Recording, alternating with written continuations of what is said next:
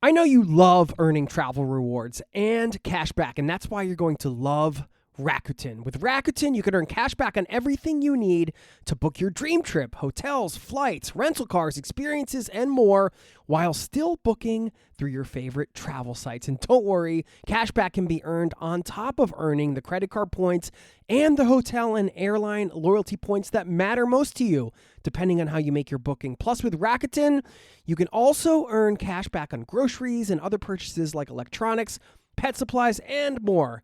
And the best part, you can join today for free and start earning cash back on top of your travel rewards. Go to Rakuten.com or get the app. That's Rakuten, Rakuten.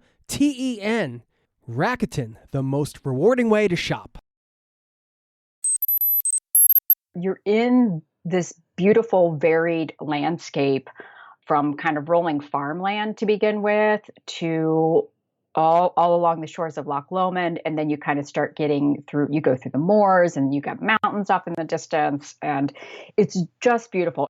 What travel adventures have you been thinking about for a while, but just haven't done yet? Haven't had a chance to go and do it yet. I'm excited for today's show because we're talking about one of mine. It's the West Highland Way in Scotland. It's a 96-mile hike. You're going to hear what the experience is like, how to go about doing it, and why you might want to consider doing it yourself, maybe adding it to your bucket list. And of course, we dive into some other topics around travel, why Lynne chose to try to make a living out of travel, how a trip to Europe changed both of our lives, and much more. I also want to share with you this idea of creating a box for your travels and how the West Highland Way, for me, would fit into a certain box and why that could be such a fun way and a rewarding way to design a trip. We'll also give a shout out to somebody in the community here and so much more. It's happening right now. So buckle up, strap in. Thanks for being here and welcome to the Zero to Travel podcast, my friend.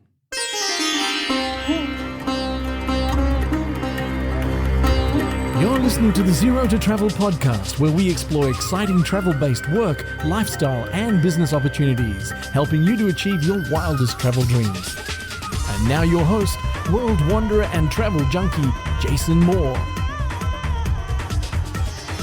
Hey, what's up? It's Jason with ZeroToTravel.com. Welcome to the show, my friend. Thanks for hanging out, letting me bring a little travel into your ears today. This is the show to help you travel the world on your terms, to fill your life with as much travel as you desire, no matter what your situation or experience. I got a question for you. You know, if you have traveled for a long time, if you've ever gone out on the road, you know, you're kind of forced into minimalism. And being that I spent so many years on the road in my prior life, I never really collected too many things. But there were a couple things that I collected. I'm not a big collector per se, but yes, there were two things that I did enjoy collecting from my travels. One is a magnet collection. And I'm telling you this because I just got my magnets up on my file cabinet thingy that I have on my desk here.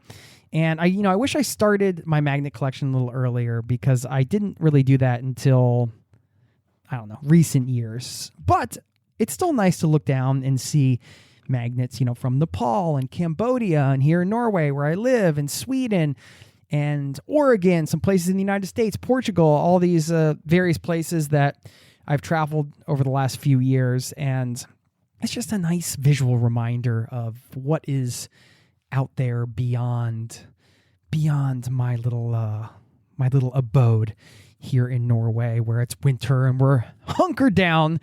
It's been very cold, but the snow's been beautiful. And speaking of visual reminders, I also am looking at a prayer wheel I got in Nepal and some other assorted nice things that remind me of the world out there, the big, wide, wild world out there. The other thing I did collect pretty religiously since starting to travel, I have no idea why, were patches. I'd like to get a patch from each country, and I'm telling you all this because my stuff just arrived from the United States. I used to have a place in Colorado and got it all down to just 2 boxes of stuff, and in there was my patch collection and my magnet collection. So I don't know what should I do with those patches? Let me know. Should I sew them on something? Just look at them? I don't know. What do you do with a collection? I don't really know what to do.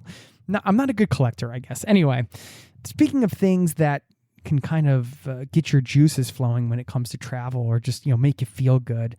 These are like visual cues and visual reminders that make me remind myself of the power of travel and, how it makes me feel, even though a lot of us aren't traveling right now. I guess I would give you that tip if you have a visual reminder of your travels and you put it front and center somewhere, then you can get a nice feeling each and every day when you see that stuff. And it's nice to look around and see some of these things. And today we're going to give you an audio reminder of of travel, taking a virtual trip to the West Highland Way with my friend Lynne. I don't know if it's so much of a virtual trip, but just a discussion around the experience of walking the West Highland Way in Scotland, which is something I've wanted to do for quite some time. And, this ties in a bit with this idea of creating a box for your travel adventures or your travel experiences. And I'm going to talk a bit about that principle or that concept after the interview, but I don't want to delay any further because this was a fun conversation with Lynne, who, by the way, congrats to her. She just launched her own podcast called Wander Your Way, and it's all about travels in Europe, and it's wonderful. She's got such a nice voice. So actually, we recorded this show, and afterwards I said, "Oh, that was so fun. Did you ever think about starting your own podcast?" She's like, "Actually, I was just thinking about it." And anyway, so she took action and she ended up doing it, and now it's live. So if you want another podcast to listen to, Wander Your Way is the name of her show. We don't mention it in the interview because it didn't exist at that time, but you can check it out on iTunes, Spotify, blah, blah, blah, wherever you get podcasts. And it's, again, all about travel in Europe. And Lynne's great at sharing specifics around destinations. So anyway, let's slip and slide into this interview, and I will see you on the other side. We'll meet over there. We'll give a shout out to somebody in the community, talk about creating that box for your travel experiences, and a few reflections on this idea of hiking the West Highland Way. So stick around for that, and I'll see you on the other side.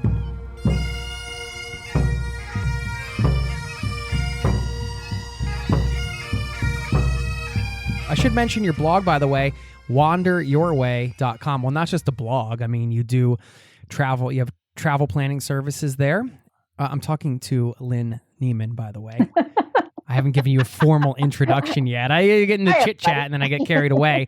So yeah, you are the founder of Wander Your Way, and we've gotten to know each other over, I'd say, the last couple years, right? Which has been great as a member of our Location Indie community, and just like I hadn't been on your website in a little bit, and I was just like, wow, you're killing it over here with this website, Lynne. Like, I mean, right on the front cover on the homepage, you had some very compelling messaging there. It was like just this beautiful photo. I'm guessing you took it because you take some amazing photos. And this is like gorgeous mountain scene situation. And I'm thinking, oh man, it would be so great to be there right now. And then I think your tagline on the top said something like, "Do you want to be here? Let me help you go there." Like, yes, right now everybody's yes. Yeah. So like, I mean, this is funny. I just wanted to start here because you said, "Do you wish you were here? Let's make it happen," is what you said, because you do travel planning. And I think it's like, it's a certain kind of traveler that's like you and maybe like me, I guess, because I'm here hosting this podcast, that like you love travel so much that it's not just like something you do, it's also something you do for a living. You just like, I want to be around this so much that I'm going to create something that just puts me around it even more than I like to be around. Like, how did travel become such a big part of your life? Oh, gosh, that's a really good question. I think I remember as a kid, and I'm going to date myself, but I remember like getting the encyclopedias out and just like looking through them and looking at maps and pictures of far off places, and just always like, I just kind of feel like I always kind of had wanderlust in my heart. But, and even though my family were the type that was like, we took summer vacation and we always, tried to go somewhere. I think a couple of times we had to do staycations before staycations were a thing, where we I'm, grew up in the suburbs of Cincinnati. So we would do things close by that were, go to the zoo or go to some nearby, state park or something. So I just think I always just wanted to, I was just curious, I think by nature. So as I got older, I just kind of started to maybe take little trips, and it was probably really when I moved to Colorado when I was 30, that I just really that place just lends itself to just explore. And it was my type of exploring because it was more in the outdoors. I think even though I was maybe not an outdoor person when I was younger, there were woods just across the street and I would always go over there and play. So I think, I just kind of had that curiosity. So yeah, so I think, that just kind of just kept morphing itself until I finally took that first overseas trip. And I was almost 40 when I did that. So when I went to Europe, when I was 39, because I was bound and determined to get out of the country before I turned 40, that just kind of then opened up even that much more. I had done so much exploring like around Colorado and, Utah and, going to the Grand Canyon, places like that out west that I could get to in a car ride. But I went to southern Spain and that was just it. I mean, I just, I went by myself and I just kind of knew that I had to do something with travel. I just had to start to figure it out. And that was 2005. So it was really kind of before, well, maybe that was like when blogging was starting to happen, maybe just a little bit, but it just, all of that. Yeah. And it just kind of eventually morphed itself into Wonder Your Way when I ended up moving back to Cincinnati in 2011, and I wanted to start my own business. And when I finally figured out that I could start a travel planning business because people were inundated by things on the internet, so there was almost too much information, and travel agents were starting to make a little bit of a comeback if they would get into certain niches or niches. I thought, why not give it a try? What have I got to lose? Because it's not like I needed a whole lot of money to start up. You start a website and you just get some business cards. And of course, then I just had to learn a whole lot of things, but it make it sound so easy. I know it wasn't that easy. It still isn't.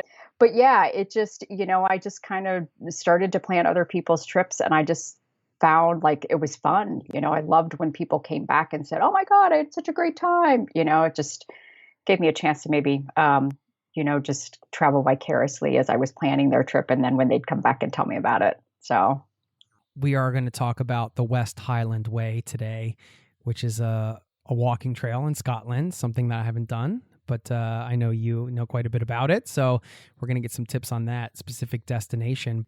Yeah, let's just talk a little bit first before we get into that, because I kind of want to continue this conversation around, taking something you're passionate about and sort of combining it with your business. Because you said, well, it's not that easy, and we were joking around, but in a way it kind of is that easy, right? It's like, all right, first is the decision and giving yourself permission to be like, all right, I love this thing, I want to be around it. What can I do to like create a business around this? And then like, the hard part of maybe learning how to set up a website and things like that. Those are like the practical steps. But what's even harder sometimes is just the initial decision and the commitment, right? I mean, once you make the truly make the commitment, then it's like, all right, well, let's figure this out. We have this in common because the solo backpacking trip through Europe thing was the thing that kind of like blew my eyes and my mind wide open and got me like, oh my gosh, this travel thing, like I need to be around it all the time, which kickstarted like 10 years of nomadic life. But, and it sounds like for you, it was kind of like, it sounds like you kind of knew this, like it was maybe going to open you up in a certain way, but like the impact of the actual trip was maybe even more than you even thought it was going to be. Talk about that trip, because that sounds like a pivot point for you to like a whole new sort of career and way of life in some ways. Was that, am I over exaggerating that? Maybe a little bit. I think I always, even when I moved from Cincinnati to Colorado in the mid 90s, what was it, early 96, I had just finished up photography school. I had just gotten an associate's degree in commercial photography. And I kind of always saw like, I'm just going to travel and photograph. It was kind of that was my plan. I don't know how I was going to earn a living, but I was hoping to be able to earn a living through photography. So I think I kind of always had a little bit of that in mind, but I think what really probably just started to change it was like maybe the where I wanted to kind of have more of my travel. And I think when I went to Europe, that just opened my mind more to what it was like to travel internationally and what it was like to be outside of the United States and the connections that you make and how you can be different in so many ways, but yet alike in so many ways, just all those sort of, kind of almost travel cliches in some ways. It's like, it just, I guess maybe it solidified that was something that I knew that I kind of had to do something with travel. And at the time I thought it would be more like my photography, and some writing. I mean, to be honest, like one of my dreams probably since I graduated undergrad with a political science degree, with a very useful political science degree, was that I wanted to travel the world, photograph it, and write about it, and I wanted to inspire other people to do the same. I mean, that has been like that's been like in my head since I was probably in my early 20s, and it's something that kind of has never changed. But I just think that probably going to Europe really kind of made me fall in love with Europe and travel through there, and then wanting to inspire people to travel to that part of the world. But yeah, I mean, it was something. I mean, I feel like that for me, it's like maybe I always wanted travel to be part of it, but I think it's just kind of the nature of what travel would be part of my life, and to somehow being able to make a living from it. That's definitely shifted. I mean, and how I would do it. But yeah, I mean, it's something that, gosh, I just feel like it has maybe always been a little piece of me. But yeah, that trip definitely kind of, really was it for me. Like I knew that when I came back from that, I'm like, I was ready to just turn around and jump on a plane and go back. Yeah. It's one of those. Right. It was like, it's like, this is great. This is awesome. This is what I was meant to do, Yeah. Yeah. That's a great feeling. It's interesting how these pieces of us will kind of persistently hang around, right? Even if we're doing other things, like trying to have a quote unquote normal life or normal career or something. And it's just like, this sort of nagging, yeah, am I supposed to be helping inspire people to travel in some way? What does that mean? And it's like, I've found in my own life, like just those things that kind of hang around, like probably a good idea to pay attention to them, because when you actually listen to them, then it really opens up quite a lot. And part of that is just like, I think giving yourself permission, right? Like the travel photography example is a great example, I think, of what you're talking about, where it's like, there's a couple buckets, right? It's like, you could be like, oh, I'm going to be a photographer and travel the world. Okay, let me wait for somebody to pick me. I'm going to keep like sending National Geographic my photos or, whatever travel publication, and wait for them to pick me. They're going to find me. I'm a diamond in the rough, right? And then there's like maybe the more practical approach of like, all right, like I want to travel. I want to do photography. Let me create something that allows me to do those things and provides value to other people, and just give myself permission to do that, right? Like I think half the battle is just giving yourself permission to say, hey, this is who I am. This is like this nagging thing that I need to do. All right, like I'm going to embrace this and let me figure out what it is. Yeah, absolutely. I think there were times like early on when I first moved to Colorado that I was the former. I was like, okay, yeah, they'll find me, the diamond in the rough. I'm going to be that person that, because my dream was, to be a National Geographic. I was, more of a landscape photographer, and over time you're like, yeah, that's not how it's going to happen. I mean, there's so few people that do it. So you have to start creating your own. And so, thankfully I had a pretty good mentor in photography when I was in Colorado, who kind of just helped kind of steer me in the right direction with that part of my life.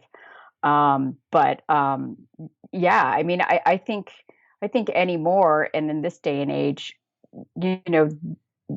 there's so much you can create on your own. I mean, there's so many opportunities of people like that can create their own business. I mean, with Location Indie, how many of us come in and there's so many different people that come in and just kind of take their skills and their passions and they create these amazing,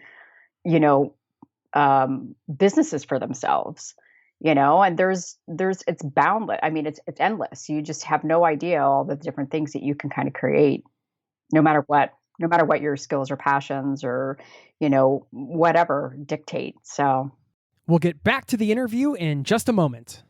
I know you love earning travel rewards and cash back, and that's why you're going to love Rakuten. With Rakuten, you can earn cash back on everything you need to book your dream trip, hotels, flights, rental cars, experiences, and more, while still booking through your favorite travel sites. And don't worry, cash back can be earned on top of earning the credit card points and the hotel and airline loyalty points that matter most to you, depending on how you make your booking. Plus, with Rakuten, you can also earn cash back on groceries and other purchases like electronics, pet supplies, and more.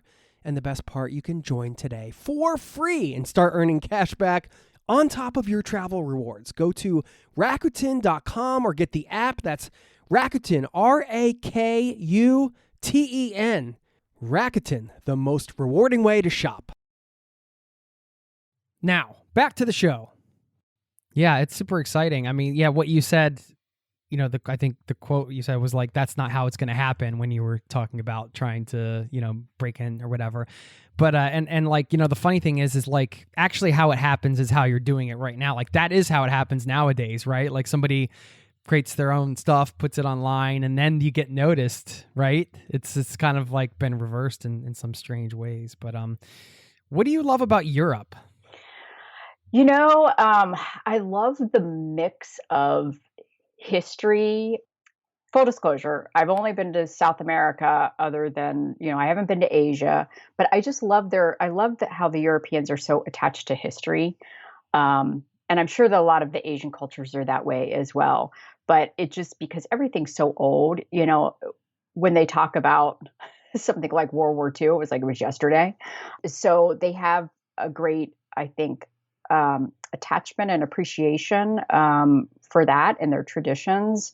It's great to see a lot of that being embraced, but at the same time, there's a lot of natural beauty. And I think that that's kind of the nice thing is like you can go out and you can hike somewhere or go out on a kayak and you're never really too far from a town. So you can go and have a nice civilized meal. You don't have to go out in the middle of nowhere, which I have done in Colorado and Utah and places like that. I mean, because you lived in Colorado, how it's just like you go out and there's nobody else around, which that's great too. Don't get me wrong. But for somebody who wants to have like that great mix of a trip or lifestyle, I think Europe is great that way. Yeah. You can, yeah, no, that's true. You can go hike like, where I was in the Dolomites last summer, which feels like a lifetime ago now. Doesn't it though? Yeah, it does. I'm like hiking, but there's all these little like huts up there and you can go and you can like get a nice meal. It is Italy after all. But yeah, I mean, so that's kind of nice.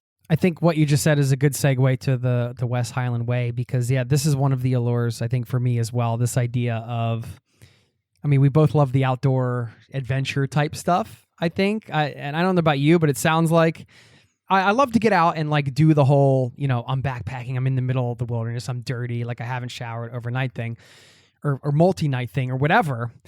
But like nowadays, what I also love is like the idea of doing something like that, but then combining it with like a little reward at the end. And maybe it's like, like my latest fixation is to do this longer distance cycling type thing in France where you like cycle along the canals, but then like you can stop in the villages and eat. It's like I just added this whole thing to my bucket list. But the West Highland Way, I feel like is slotted into that category, right? Because like you get to experience wilderness and hiking and like this mix of nature, but then the history of places and like small towns and villages and warm meals, dare I say warm meals, and cold pints of beer and and good whiskey. And good whiskey, right? Like, I mean, this is like This all sounds so great. So like, I mean, this is definitely something that's been on my bucket list as well. Correct me if I'm wrong with that description, but I guess just describe for people what the West Highland Way is and your experience with it. So the West Highland Way it's 96 miles long. It runs from just north of Glasgow, from a town called Mulgai. It looks like it's Milngavie, but it's Mulgai, and it goes up to Fort William. So it's on the western part of Scotland, and it gets into like the last few days, are the days where you're actually like in kind of what would be considered the Highlands. Varied terrain, no like hiking up a tall mountain or anything like that. There's not really a whole lot of those in Scotland anyway. So it's kind of more of a rolling type of trail, I would say. A lot of time by Loch Lomond, which is one of the larger lakes there. And you come into either towns or settlements along the way, where you can, I mean, there's even places where you can stop, like that end up being partway along the trail, that you could stop and have lunch if you wanted. So it's, you're in this beautiful, varied landscape, from kind of rolling farmland to begin with to all along the shores of Loch Lomond. And then you kind of start you go through the moors, and you got mountains up in the distance, and it's just beautiful. And to be honest, when I kind of found out about it, I had been thinking about doing some other long distance trails. And when I found out about it, and I had never been to Scotland, I was like, that's it. That's the long distance trail I want to go to. And I had been in Ireland, and I went over to Scotland. I, set everything up in advance, but that was my introduction to Scotland. Like I didn't go, I flew into the Glasgow airport. I got it. I had a ride arranged to go up to Mulgai, and went up and then started walking. And that's how I first saw Scotland, which I think was a great way to do it. I mean, it was just, yeah. You can choose the ways you travel, right? Like in this case, you're like, all right, I'm going to land in Scotland. I'm going to choose to explore Scotland by walking this particular area. But just walking as a means of travel is like a different travel experience than, training around or flying around. What do you like about walking as a travel experience? Well, I just, it slows you down. I mean, and I guess, part of that I think also is the photographer in me. It's like, I hated being like my first trip over to Europe when I was in Spain, I took the public transportation, which in that part of Spain was mostly buses. And I'd be on the bus, and I'd be like pointing out the window going, oh, I want to photograph that, when there's no, can't tell the bus. Stop the bus. Stop the bus. Know, right? Come on. There were so many times where I wanted to scream that, stop the bus. I need to take a picture. Oddly enough, on that trip, I did, of the one place that I was staying, I met an older couple. He was Italian and she was French. They were married. They were an older couple, and they had a car. And so they were going to go explore the coast one day. And they're like, you can join us if you want. And he was like, he had a camera too. So he's like, just tell me if you want to stop and take a picture, I'll stop. And I was like, okay, this is great. So walking. And you were like, do you have any idea what you just invited in? I was straining myself, trust me. 4,000 stops later, get out of the car. No. I know.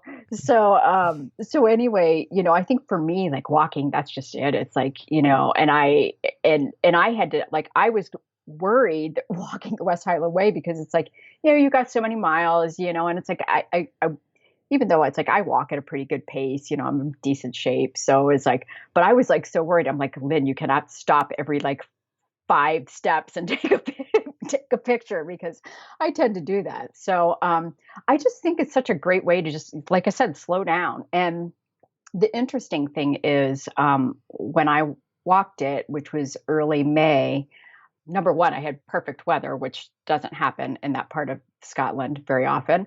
But I think there might have been one day where the Scots maybe had a holiday. So I was meeting like a lot of Scottish,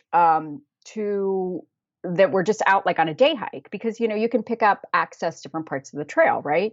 So people would be out and you'd stop and they'd be like, "Oh, you're walking the whole thing. Good on you," and they were just like, so it was just such a nice Good way. on you, Lassie.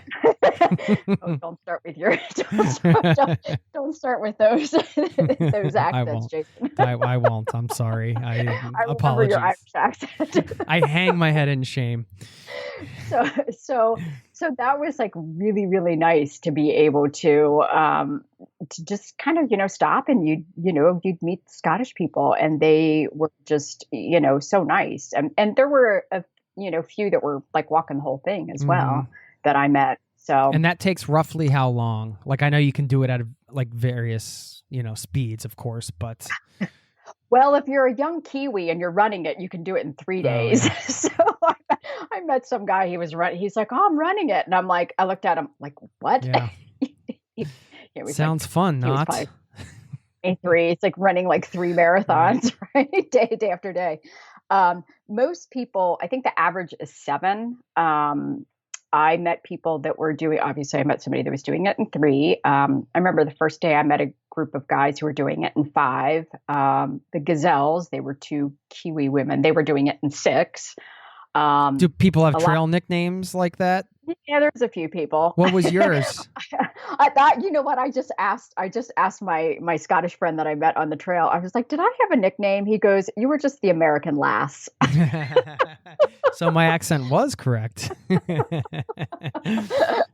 So that's great. Or the blogger. Once he knew who I was, then I was like the blogger. So because they found out about that, but yeah, so, I met some people that were doing it in 8 days. And, interestingly enough, I remember meeting an older couple and they were doing it in like 10 days. And I was like, that's great because, they're older. They could really take their time. They still were out there doing it. And I was like, good on you, that you're, still going out there and you're tackling something like that just at a slower pace and that. So I did it in 7 days, which meant that the lengths vary every day. I think my shortest day was probably 9 miles and the longest was about close to 19. The 19 and day 5 for me was the 19 mile. And then the next day was the 9 mile, which was kind of nice, to kind of have that long day and then kind of have the next day be shorter. I think it's a doable trail for people of all sorts. Like there were some people I thought there's no way, like on day 1, I was like, there's no way they're walking the whole trail. They were walking the whole trail. Really? And then, well, let's talk about, the whole experience. Like I imagine there's several ways to do it. I mean, you could camp the whole time. You could mix camping and accommodations. You could say like it's modular in that way as a traveler, right? It's like you can kind of tailor the experience for like, I mean, you can only know so much how you're going to feel, 3 days from now or whatever, but you might think, okay, well, I'll camp this 2 nights and then, the 3rd night I'll be ready for a shower and a hot meal. So I'll stay in this town or whatever. Like, can you talk about just like, I guess I just want to hear your advice on the planning process and how somebody should approach, like if they're like, I want to do this West Highland Way thing. Like, this sounds cool. Like Lynne did it, like just flying to Scotland. And the first thing I do is walk this 96-mile trail and start experiencing Scotland, on foot. Like, how should people kind of plan ahead for that? Well, I think the first thing is just kind of know yourself. That would be the first piece of advice. I mean, if you're not a camper, don't try to camp. If you're a person that wants to stay, have a bed and have everything planned out, plan everything out. If you're a person that wants to fly by the seat of your pants, you can. So I'll tell you how I did it, and then I'll talk about the other ways. So I actually decided, even though I'm a travel planner, I went with an outfitter, basically, that kind of sets everything up for you. And once I made the decision to do it in 7 days, I knew that, number one, I wasn't going to carry all my crap with me every day, and I wasn't going to camp. Because obviously, like I had been traveling over in Ireland for the month before, so I had a decent sized bag. I'm not going to hike with that. Well, this is like an important point, I think, because logistically speaking, I know a lot of people in the audience too, like when they're traveling, usually probably just not flying in for this trail and then leaving. You're probably going to other places, or maybe you're living overseas and you're coming, you got a lot of stuff with you. So it's good to know these options, right? Right. So you can have your quote unquote, what I called my big bag transferred, and most of the long distance trails will do this. I mean, the West Highland Way is no different. Obviously, things like the Camino de Santiago and things like that, you can do that. So that way you're just taking what you need for the day. You have your So you have day a day pack. pack, and then you give somebody your big backpack with Yep. all of your stuff, and they just drive it to the next location. They drive it to the next location. So, and usually every accommodation that you stay in, they'll be like, put your bag here, put your bag there. They'll have a lobby area. Some of them have a shed out back, put your bag there. And then the transporter guys come and pick it up and then take it to, it's tagged. Like you get some sort of like tagging on it so that they know where it goes. So that kind of takes that out of your mind. Like you're like, I don't have to worry about it. So you just kind of so you can pull out your dry clothes and, you've got clean clothes to wear the next day. You don't have to wear the same thing every day if you've got, some choices. And, that's how I did it. And just then walked with my day pack every day. The other thing is I had my outfitter called Walker's Ways, which is just kind of, it's a small operation, unlike some of the bigger one like Max Adventure. And she set up all of my accommodation along the way. So I told her what I wanted to stay in. I didn't, I don't like hostels or bunk houses because I'm a light sleeper and I don't like sleeping in the same room with other people. That's just me. It costs a little bit more to do it that way. So, that just depends on your style. I mean, I know costs can change, obviously, but like generally speaking, what did it cost to have accommodation? So you had accommodations every night and you had your bag transported and things like that. Do you remember what the whole thing cost? So I'm going to probably have to quote you in British pounds since that's what I paid in. I think it was maybe about like in the 550 pound range. And that was a few years ago. The one thing I will note is that I did have like a pre-night. So I did go and I stayed, in the town of Mulgai where I was going to start the night before. And then I stayed an extra night at the end in Fort William because I wanted to take. That's not too bad considering like you're sleeping indoors every night. And most of the places, I will tell you that the place I stayed at the end was actually one of the nicest places. But most of the places were, they were fine. They were like little B&Bs or guest houses, depending on how you're stopping. Some of the places like my second stop, like the first stop was, I'm kind of going off topic. So let's stay with your other choices then for actually staying or for setting up how logistically how you would do it is on the first day, I met a German girl who had all of her stuff on her back and she was just going to come into the town and she was going to try to find a place to stay. She had like a book that had different places to stay. And she would either try to call them or if they were like nearby, she could just kind of walk up. But I think she was calling. So that's another way you can do it. But is that difficult during high season? I would imagine. Yes. Yeah. You kind of have to plan on not getting a place, I would imagine, right? And just camping out. Like you could pay nothing and camp out every night and just pay for the food you cook, right? I mean. Exactly. Yeah. So yeah. And it's like I met another guy. Okay. So somebody else with a nickname. I called him Grocery Bag Guy. He was this shout out to Grocery Bag Guy. He was this big, tall, I think he was German, and he was camping out. But seriously, like he had those, your reusable cloth grocery bags. He must have had about 4 of those things. He had a big backpack on and he carried those things as well. So he had all of the stuff that he needed with him, all of his food and everything, and he was camping out. And power to him for, going all the way through. Of course, his, load got lighter as he went along as he ate his food. But I mean, there were people that you can camp out. There are so many different ways that you can do it that are to your taste. My friend Andy, the guy that I met along the road, I think had planned everything out, but he was staying more in the bunkhouses. Mm-hmm. We'll get back to the interview in just a moment. It's tax season, and at LifeLock, we know you're tired of numbers. But here's a big one you need to hear. Billions. That's the amount of money in refunds the IRS has flagged for possible identity fraud. Now here's another big number. 100 million. That's how many data points LifeLock monitors every second. If your identity is stolen, we'll fix it guaranteed. One last big number. Save up to 40% your first year. Visit LifeLock.com/podcast for the threats you can't control. Terms apply. Now, back to the show. This is obviously a popular, well-known trail. I'm sure there are less popular, like less people type of trails you can take in Scotland, of course. There's a lot of hiking there. So I think sometimes people wonder, like, is it worth it, right? Like, would I be better suited to what makes this so iconic and worthwhile, even though you're going to be dealing with like maybe more travelers and harder to find a place to stay, maybe a bit more expensive because these towns are along the route, so they know people are passing through. Yeah, but I still don't think the places are to me, when you look at the rates, really, they weren't charging that much. I think you just have to plan. I think you have to plan it out to not go during the like high season. I mean, when I went in early May, it was, there were times where I was walking by myself. There wasn't anybody else around me. So I don't think that, now that might be different now because I do feel like, with COVID, people are like looking to do more outdoor stuff. But I do think that if you kind of pick that more shoulder season and not go in like obviously July and August are the worst. And you don't want to go, actually, you don't want to go. Here's a tip.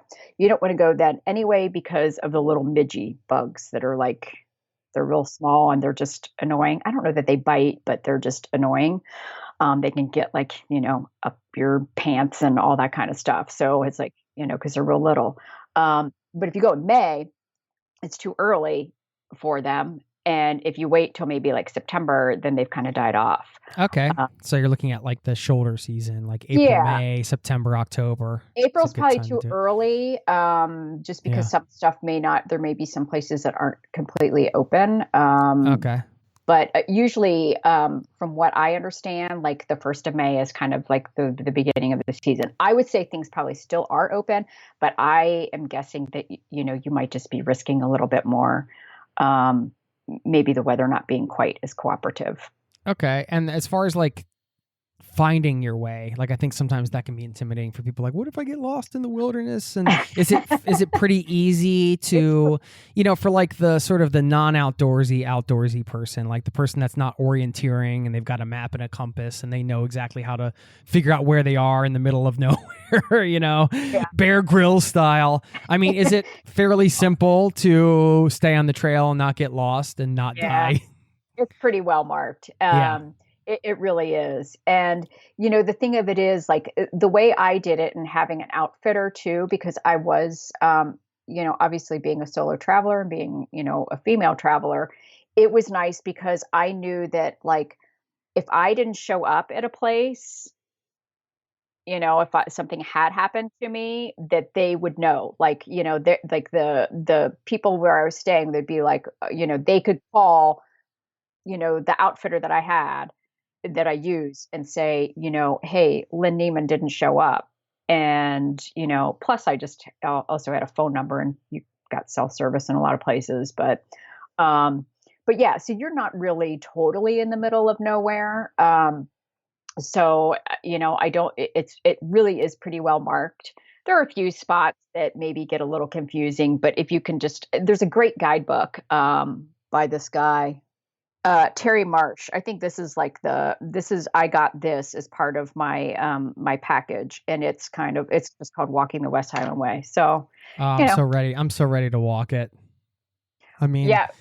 It's not overly busy, I mean, is at certain times. And like I said, I mean, I ran into locals in places, that were just doing part of it. Certainly, like I remember at the weekend, like on Saturday was the day that I walked my 19 miles. And, I did see more people. I mean, even though there were a lot of times I was walking by myself, but I did see people out, like kind of, doing just part of it, on those days because the weather was so nice too. Can you share like one or two of your favorite memories from the walk and the whole experience? Because it's really a whole experience, right? Yeah.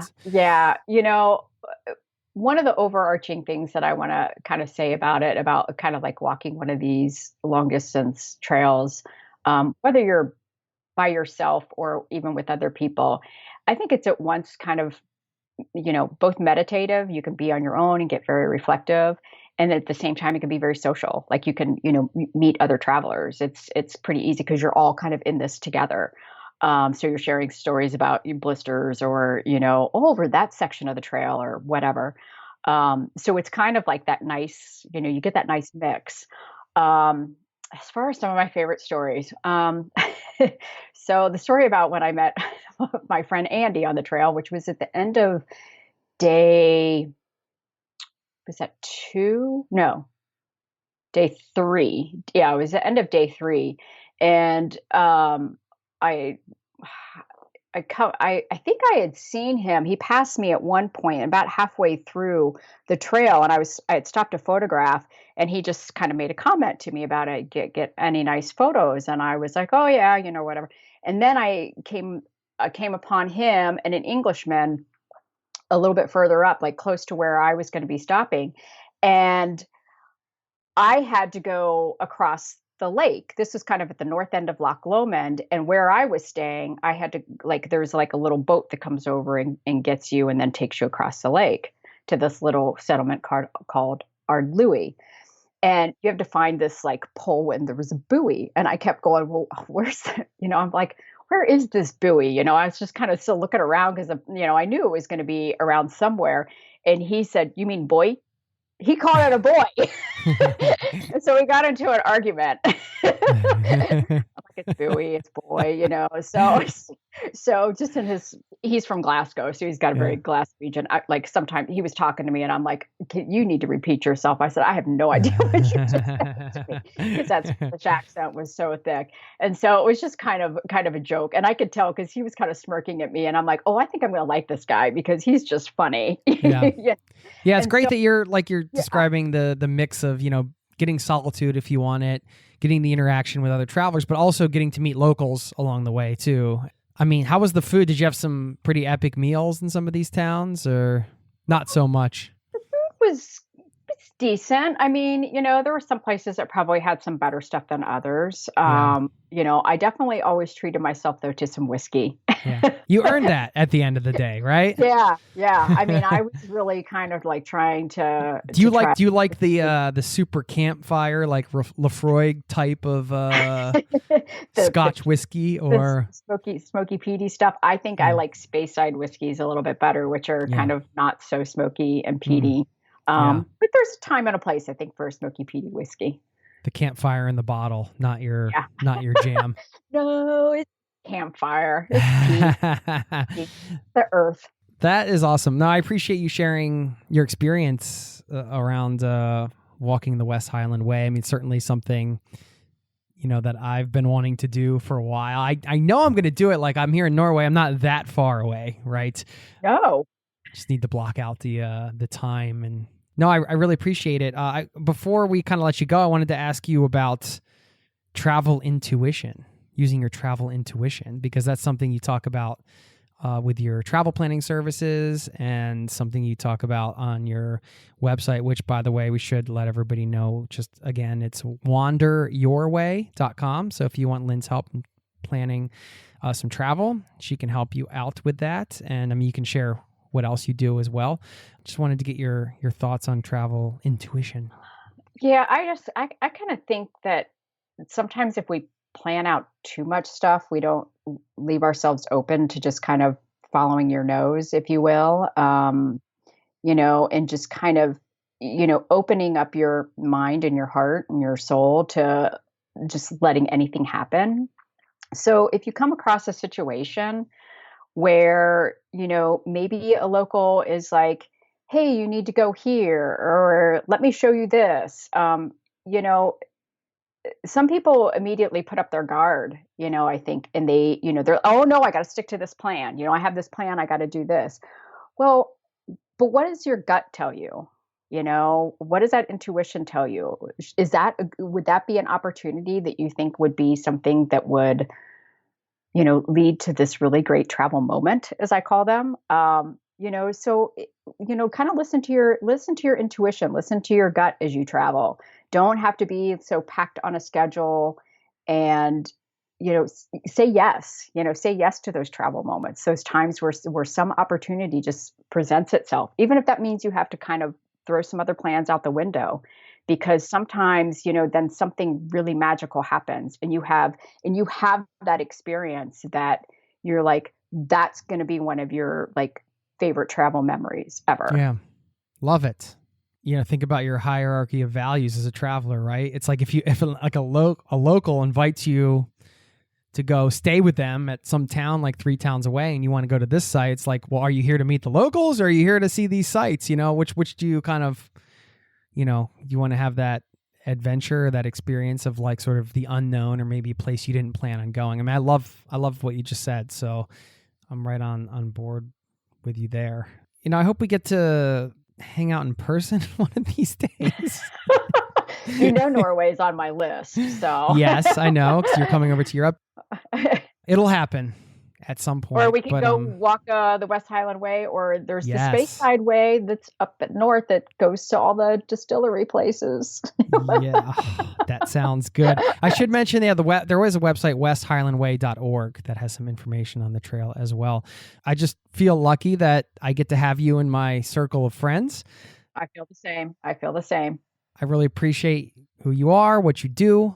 It took too long probably to get you on the podcast to share some of your travel philosophy, and of course we handpicked like one of these sort of adventures that you've had, but I mean, you have other guidebooks and things on your site. So if you go to wanderyourway.com, you can check out what Lynne's up to and see some of her amazing photography, read her articles, and get a little wanderlusty, I guess. Yeah, if you need that. Armchair travel. Keep doing awesome stuff and inspiring people to travel. Thanks for taking the time to do that for us today. Hey, you're welcome. Thanks for having me. All right, take care. You too.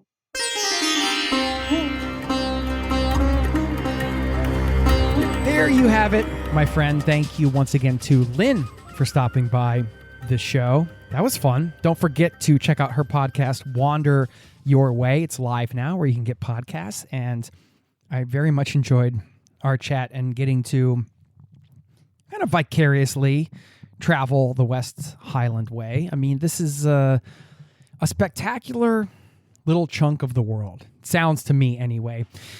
And true story, I actually once did a hitchhiking race in Scotland. It was pretty crazy. We camped out, did some wild camping outside of Edinburgh.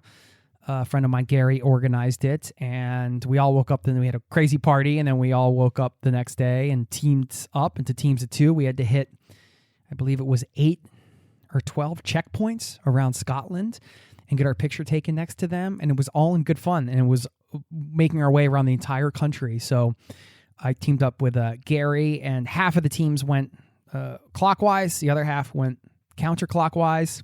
We ended up meeting some teams in the middle. And man, I remember that hopping in that first ride and getting the driver to honk his horn while we waved everybody off who was still standing at the side of the road. And what a blast. What an experience. If you do want to hear about that experience, I have a show in the archives that's all about it, a bit of a narrative show, which it can only capture the experience so much. But you can imagine some of the characters we met and the kindness that we experienced on the road. Just people, took us in for meals. One woman drove out of her way. She did her normal commute that she would do to her job, but she did it on a Sunday just to give us a ride, even though she wasn't even going in that direction. Another older couple drove us like an hour out of their way just so we could get a picture in one spot. Just incredibly kind people, such good warm vibes from the people in Scotland, and the land just kind of raw and gorgeous. So West Highland Way, very high on my bucket list. And it also fits into this idea of creating a box for your travels, which I'll talk about in a second. I do want to remind you, if you haven't signed up over at zerototravel.com yet, what are you waiting for?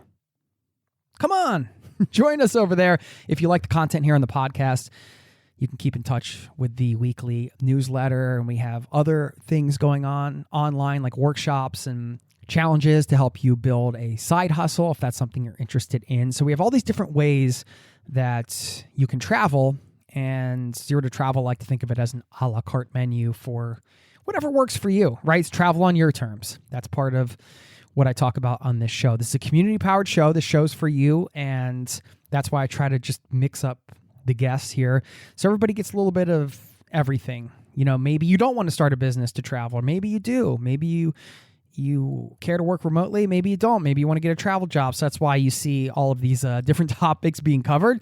And of course, I want to cover any other topics that you want to hear. So you can get in touch anytime, Jason@zerototravel.com. But just go and sign up for the email list over at zerototravel.com. And that way we can stay in touch and you won't miss anything going on off the podcast and online. Now, let's talk about this idea of creating this box. You heard me talk about it a bit in the interview.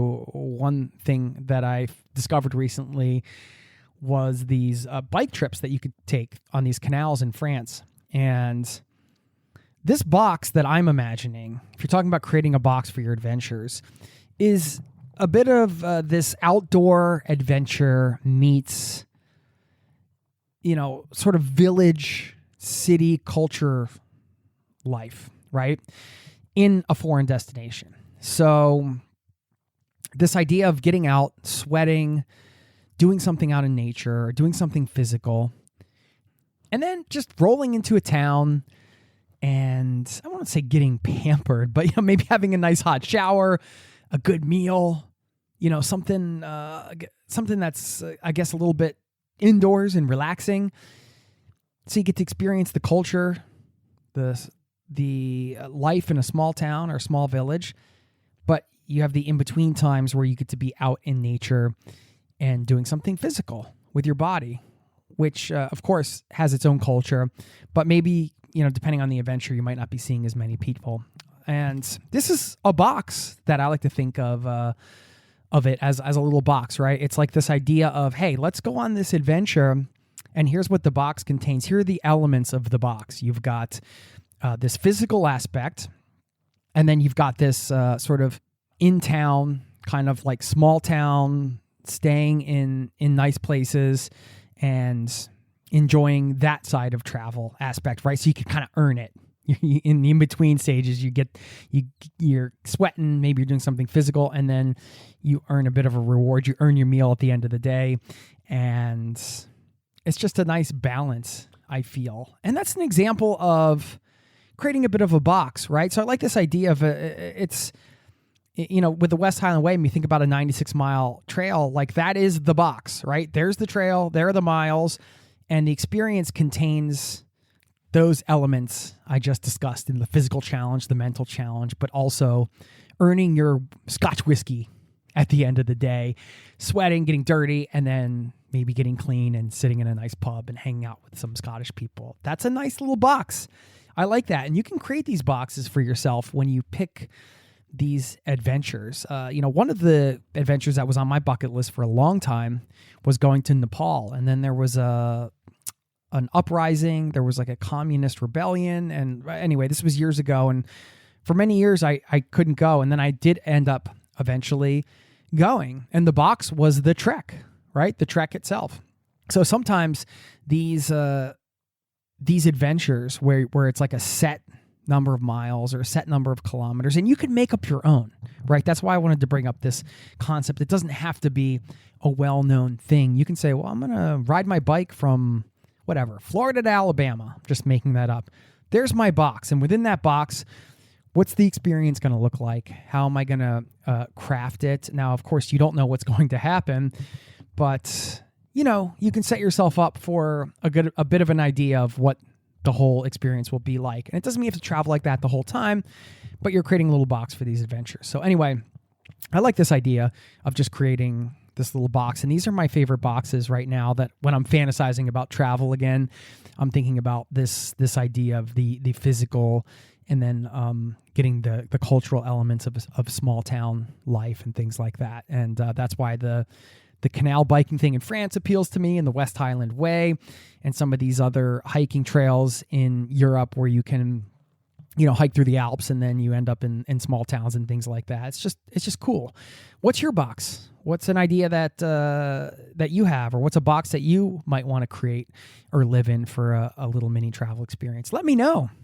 And in fact, we can make that a call to action for the audio message request of the week. I've been asking for audio messages from people in the community. If you can send me one via email, jason@zerototravel.com, or if you go to zerototravel.com/speak, that will take you to a page where you can record an audio message. And really, I'd love to hear from you. I'd love to put your voice on the podcast. Let me know, what kind of box would you make? What do you think about this concept? Do you have another concept that you want to share as it relates to travel with the community? Any thoughts, questions, suggestions? Hit me up. And nothing I love more than getting audio messages and then being able to play them here on the podcast so you can hear from other people in the community besides me. But I do thank you for taking the time to hear from me and listen to this show. Much appreciated. And it's time to let you go now, right? You got to get about your day. Let me reach into the quote drawer here, see what I can come up with as far as a good quote to leave you with. Here, this is a random one I pulled out. In any language, can you say anything higher in the sentient kingdom than I love you and thank you? That's from Muji. Probably not pronouncing that name correctly, but a pretty beautiful quote. Nice thing. So I'm going to say I love you and thank you to you, my friend, and have a wonderful day. Till next time, take care. Cheers. This podcast has been brought to you by zerototravel.com. Ideas and advice to make your travel dreams a reality.